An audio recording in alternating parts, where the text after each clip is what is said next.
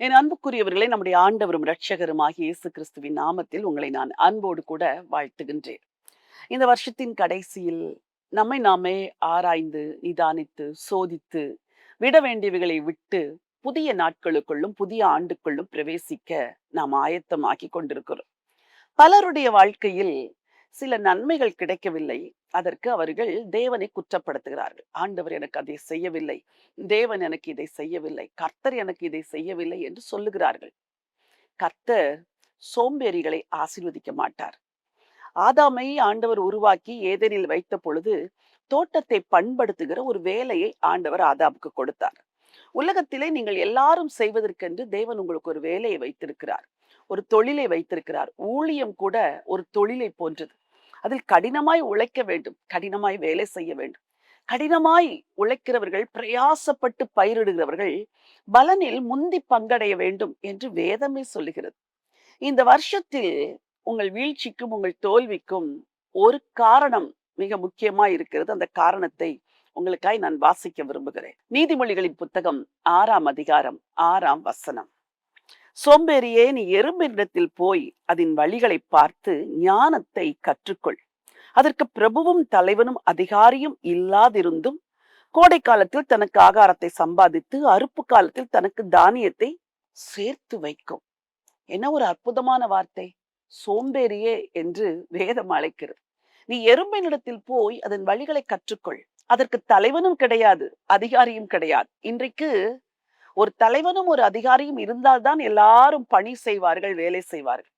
தலைவன் அதிகாரி யாருமே இல்லாத போதும் ஒரு எறும்பு சுறுசுறுப்பாய் வேலை செய்கிறதா? நீங்கள் கூட அப்படித்தான். இந்த ஆண்டு முழுவதும் பல நன்மைகளை நீங்கள் இழந்தீர்கள். ஏன் தெரியுமா? உங்களுடைய சோம்பேறித்தனத்தினால், உங்களுடைய நிர்விசாரத்தினால், கடினமாய் உழைக்காததினால், ஏதோ சில சாக்கு போக்குகளை சொல்லி சொல்லி காலத்தை தள்ளி கொண்டு போனதினால் நீங்கள் பல நன்மைகளை இழந்து போனீர்கள். அதற்கு தலைவனும் இல்லை, அதிகாரியும் இல்லை. ஆனாலும் அது சுறுசுறுப்பாய் வேலை செய்கிறது. கோடை காலத்தில் தனக்கு ஆகாரத்தையும் அறுப்பு காலத்தில் தானியத்தையும் சேர்த்து வைக்கிறது. ஒரு சிறு எறும்பு. அதற்கு இருக்கிற அறிவு இன்னைக்கு மனிதனுக்கு இருந்தால் எவ்வளவு நலமா இருக்கும். வாலிப பிள்ளைகளே, படிக்க வேண்டிய காலத்தில் நன்றாய் படியுங்கள். வேலை செய்ய வேண்டிய காலத்தில் நன்றாய் வேலை செய்யுங்கள். அதிகமான தூக்கம் தூங்கி தூங்கி அநேகருடைய வாழ்க்கையிலே உழைப்பதே குறைந்து போய் கிடக்கிற இந்த காலத்தில் இந்த வருஷத்தின் கடைசியிலாவது ஒரு தீர்மானம் எடுங்கள். இனிமேல் நான் சுறுசுறுப்போடு இருப்பேன். இனிமேல் நான் வேகமாய் வேலை செய்வேன். கடினமாய் உழைப்பேன். ஆண்டவருக்கு ஊழியம் செய்கிற இளம் ஊழியர்களுக்கு நான் பேசுகிறேன். என் அன்பான இளம் ஊழியர்களே, உங்கள் இளவயதின் நாட்களிலே அதிகமாய் தேவ சமூகத்தில் உழைப்பது போல ஜெபியுங்கள். உழைப்பது போல உபவாசியுங்கள். அதே நேரம் ஊழியம் செய்யும் பொழுது உழைப்பதை போல ஊழியம் செய்யுங்கள். ஒரு தொழிலாளி எப்படி வேலை செய்கிறான்? காலையில் இருந்து இரவு வரைக்கும் அவன் சாப்பிடுகிற கொஞ்ச நேரத்தை தவிர மீதி நேரமெல்லாம் அவன் உழைக்கிறான். ஒரு வியாபாரி உழைக்கிறான். ஊழியர்கள் இன்னைக்கு அதை போல உழைப்பதில்லை. தெய்வ ஊழியர்களுக்கு அன்பாய் நான் சொல்லுகிற இந்த காரியத்தை ஏற்றுக்கொள்ளுங்கள். இந்த வரப்போகிற வருடத்தில் நீங்கள் ஆண்டவருக்காய் உழைக்க வேண்டும். எஜமானின் தோட்டத்தில், எஜமானின் பண்ணையில், எஜமானுடைய வேலையிலே அசதியாய், நிர்விசாரமாய் உங்களில் ஒருவரும் இருக்கக்கூடாது. கடினமாய் உழைத்திடுங்கள். சோம்பல் தனத்தை எடுத்து போடுங்கள். ஸ்திரீகளே, வீட்டில் இருக்கிற உங்களுக்கு எவ்வளவோ மணி நேரங்கள் நீங்கள் சும்மா இருக்கிற நேரங்கள் இருக்கிறது. அந்த நேரத்தை எல்லாம் வீணடிக்காதிருங்கள். தேவையற்ற காரியங்களை பார்ப்பதில் நேரத்தை செலவழிக்காதிருங்கள். அந்த நேரத்தை எல்லாம் ஆண்டவருக்கு பயனுள்ளதாய் மாற்றுங்கள். ஒரு சிறு ஜெபக்குழுவை துவங்கி தேசத்திற்காய் ஜெபிக்க ஆரம்பியுங்கள். அடுத்த தலைமுறைக்காய் ஜெபிக்க ஆரம்பியுங்கள். மன்றாடி ஜெபிக்க ஆரம்பியுங்கள். ஒரு சகோதரி ஒரு நாள் சொன்னார்கள், அடுத்த தலைமுறைக்காய் ஜெபியுங்கள் ஜெபியுங்கள் என்று சொன்ன பொழுது எனக்கு அது ஒரு பாரமாகவே தோன்றவில்லை. ஏன் இவர்கள் இப்படி சொல்லுகிறார்கள் என்று நான் நினைத்தேன்.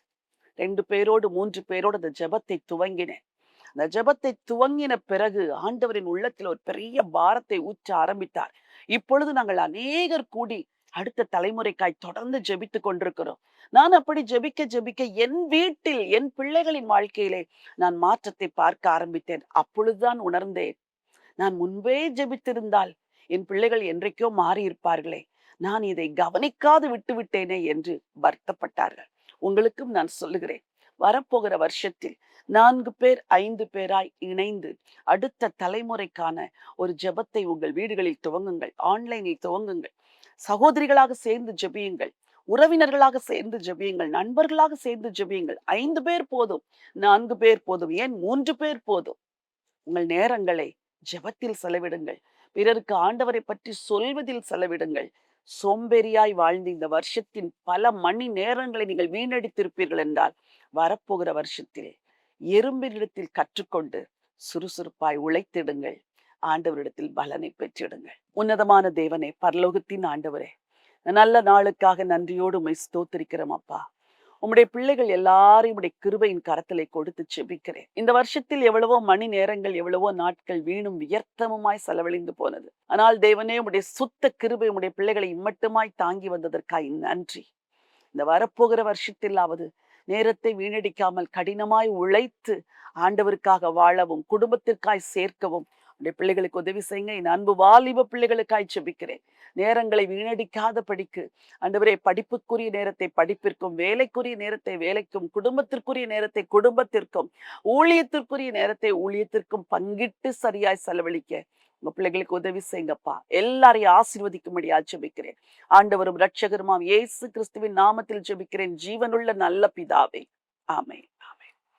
பிரியமானவர்களே, ஆண்டவர் நமக்கு பல ஆவிக்குரிய பாடங்களை இந்த வருஷத்தின் கடைசியிலே கற்றுத்தருகிறார். கற்றுக்கொண்ட நீங்கள் வாழ்க்கையில் அப்பியாசியுங்கள். பெரிய காரியங்களை கர்த்தர் உங்களுக்காய் செய்வார். இந்த நினைவோடு இந்த நாளை துவங்குங்கள். இந்த நாள் ஒரு வெற்றியின் நாள். God bless you.